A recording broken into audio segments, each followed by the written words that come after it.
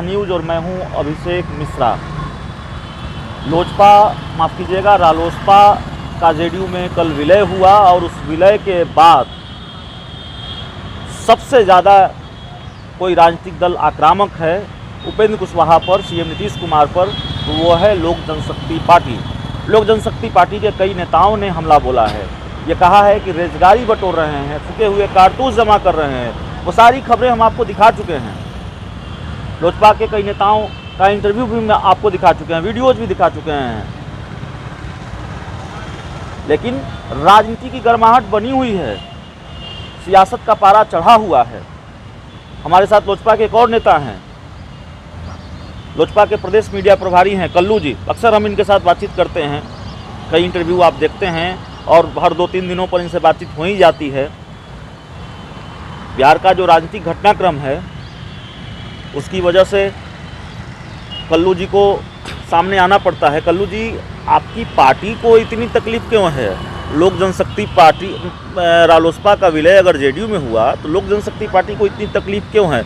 इतना आक्रामक हमला तो बिहार की प्रमुख विपक्षी पार्टी आरजेडी भी नहीं कर रही जितने आक्रामक आप लोग हैं। देखिए, लोक जनशक्ति पार्टी को तकलीफ नहीं है। लोक जनशक्ति पार्टी को यह खुशी है कि लोक जनशक्ति पार्टी के राष्ट्रीय अध्यक्ष आदरणीय चिराग पासवान जी की भविष्यवाणी कहीं न कहीं साफ दिख रही है आईने की तरह।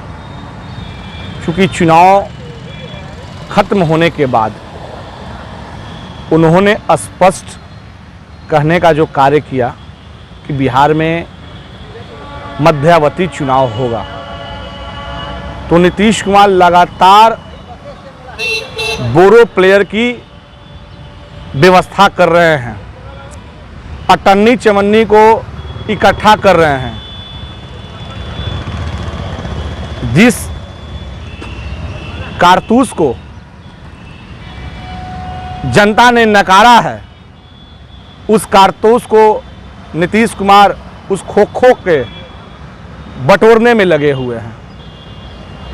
नीतीश जी, अगर आपको यह लगता है कि अठन्नी चवन्नी को अपने में विलय कराने से बिहार की आवाम आपको माफ कर देगी, तो आप बिहार की आवाम के बीच मैदान में आएं और दोबारा चुनाव कर देख ले। आपको जवाब दोबारा चुनाव तो 2025 में होना है, मिल जाएगा। सरकार का गठन हुआ, एनडीए की सरकार बनी है बिहार में। आप बार बार दोबारा चुनाव का चैलेंज क्यों दे रहे हैं नीतीश कुमार को? चुनाव तो 2025 में होना है ना। देखिए, चुनाव का चैलेंज हम नहीं दे रहे हैं, नीतीश कुमार खुद इस भविष्यवाणी को मान लिए हैं, तब तो बोरो प्लेयर को इकट्ठा कर रहे हैं। अरे ये भारतीय जनता पार्टी को भी आंख में धूल झोंक रहे हैं और उन्हें भी पीठ में छुरा मारने का यह कार्य कर रहे हैं। आप कह रहे हैं, एक मिनट, आप कह रहे हैं कि नीतीश कुमार बीजेपी को धोखा देने वाले हैं और नीतीश कुमार खुद ही चुनाव की तैयारी में लगे हुए हैं। हाँ, बिल्कुल।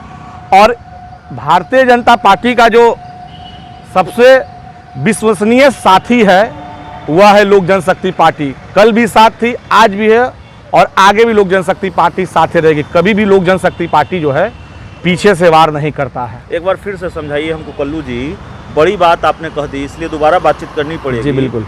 आप ये कह रहे हैं कि नीतीश कुमार चूँकि दूसरे दलों के नेताओं को अपने साथ में ला रहे, चाहे वो विलय का मामला हो, चाहे वो सेंधमारी का मामला हो, जेडीयू लगातार अगर दूसरे दलों के नेताओं को अपनी पार्टी में शामिल करा रही है, तो ये चुनाव की तैयारी है और नीतीश कुमार खुद ही मध्यावधि चुनाव चाहते हैं, बीजेपी को धोखा देना चाहते हैं और ऐसे में बिहार में एलजेपी बीजेपी का समीकरण होगा।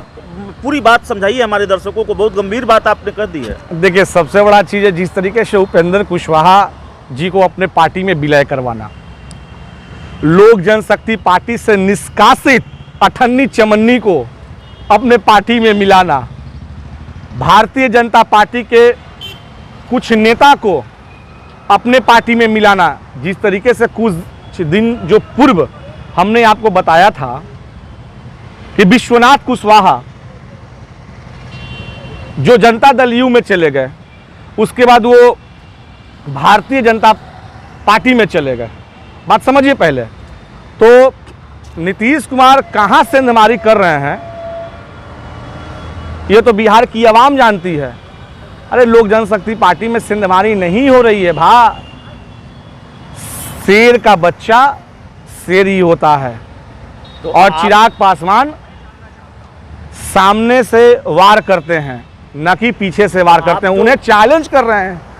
आखिरी सवाल है हमारा, आप जो बात करते हैं, आपकी पार्टी या आपकी पार्टी के सुप्रीमो जो बात करते हैं कि बिहार में मध्यावधि चुनाव होने, अभी आप भी कह रहे हैं कि नीतीश कुमार खुद ही चुनाव की तैयारी में लगे हुए हैं। बिहार में नीतीश कुमार का सबसे बड़ा सियासी दुश्मन मौजूदा वक्त में कोई है तो वो है चिराग पासवान, वो है लोक जनशक्ति पार्टी।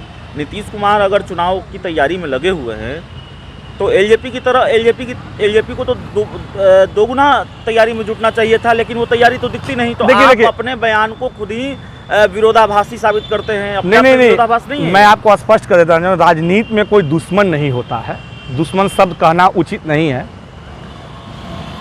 मेरा और मेरे पार्टी का दुश्मन कहा है, मेरे पार्टी का उनसे व्यक्तिगत दुश्मन नहीं है, वो हमारे अभिभावक सम्मान है भाई, ऐसा बात नहीं है।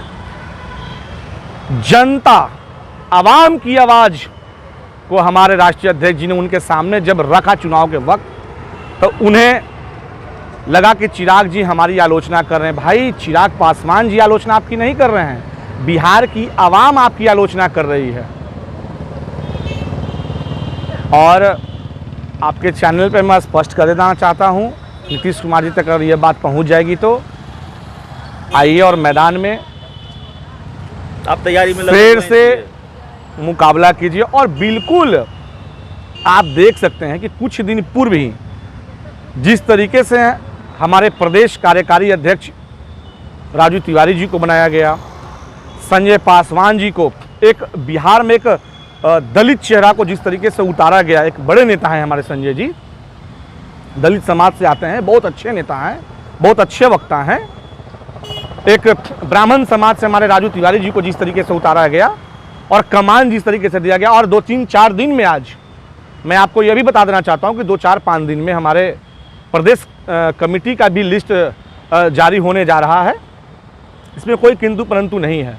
तो नीतीश कुमार खुद ही विधानसभा का चुनाव चाहते हैं, मध्यावधि चुनाव चाहते हैं, और लोक जनशक्ति पार्टी भी चुनाव की तैयारी में जुटी हुई है। चूंकि नीतीश कुमार जी जो हैं, जब से चुनाव हुआ है उनके राष्ट्रीय अध्यक्ष अपना कमेटी विस्तार करने में लगे हुए, अपने जनाधार को बढ़ाने में लगे हुए, संगठन को मजबूत करने में। और कल नीतीश कुमार जी ने जिस तरीके से अठन्नी चमन्नी को जो इकट्ठा किया, विलय करवाया, तो इसी से साफ अंदाजा आप लगा सकते हैं कि कितने बड़ा चुनाव की तैयारी में है। बुरो प्लेयर को इकट्ठा कर रहे हैं भाई, वो कि किसी भी वक्त हम मैदान में उतरकर और चुनाव देख ले, लेकिन आवाम उन्हें जवाब जरूर देगी।